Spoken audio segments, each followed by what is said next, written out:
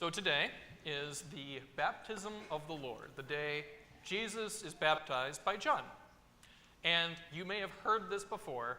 This is a moment in history that comes up fairly frequently in church.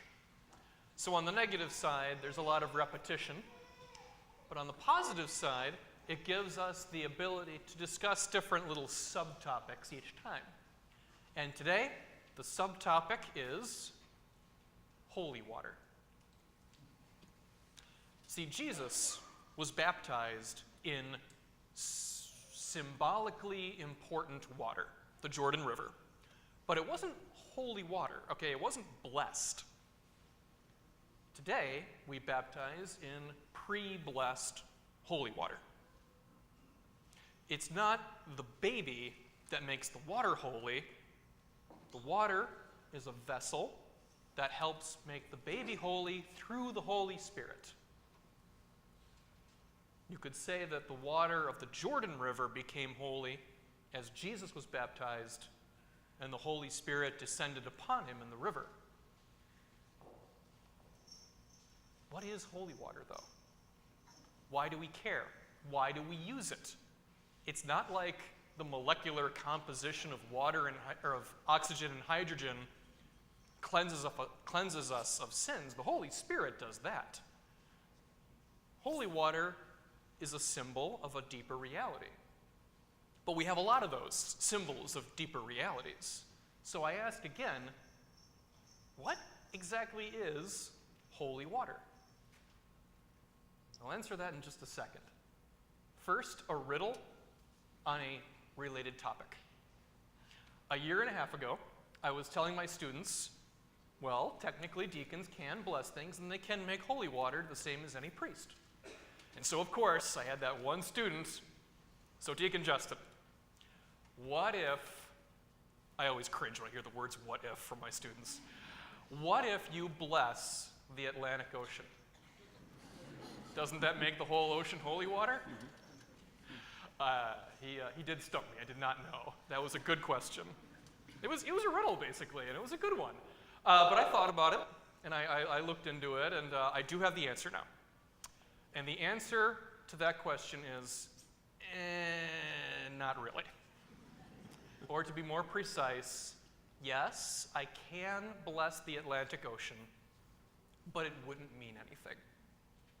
And here's why.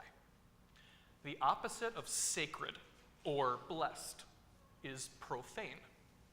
And something that is profane is not necessarily bad or foul. Something is profane if it is not sacred. Okay, it's one or the other. Sacred means something that is set aside for God. So profane, therefore, is anything not set aside for God. The church is sacred. It is a place that we have set aside for God. The street outside is profane. It's not set aside for anything, and as far as I'm aware, it isn't special to any of us. Holy water, then, is water that is blessed and set aside for a religious or spiritual purpose.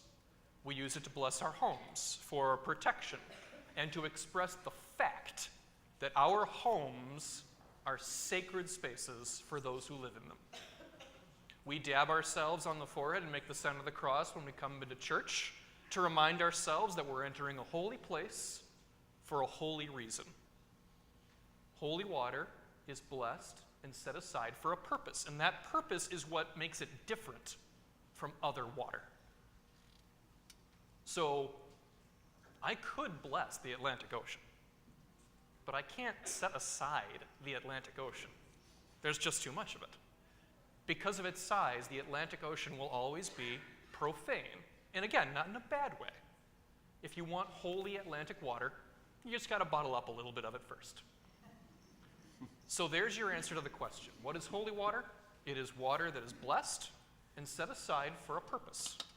And that purpose is clear with a little bit of faith. Faith that the water is a symbol, a real symbol, but a symbol of a deeper reality, of something that is so much more important. Because the water, the physical reality, it's just water. The spiritual reality, though, is the presence of the Holy Spirit. And that is actually what the gospel reading is about. When Jesus is baptized, Jesus isn't being made holy. He's making the water holy. You could say it's the first holy water blessing that we have. Jesus allows himself to be baptized to sanctify the act of physical and spiritual healing with water. Because water has always been a spiritual thing to our forefathers. And now it comes with the authority and the sacredness of Christ. We are reminded of that, of the closeness of God. That's what the holy water is. It's the presence of the Holy Spirit, and when we feel it on our foreheads, when we see it sprinkled in our homes or whatever, it is a reminder of God's closeness to us in life. And we're reminded of that closeness every time we use holy water, and of all those possible blessings, baptism is by far the greatest and most special.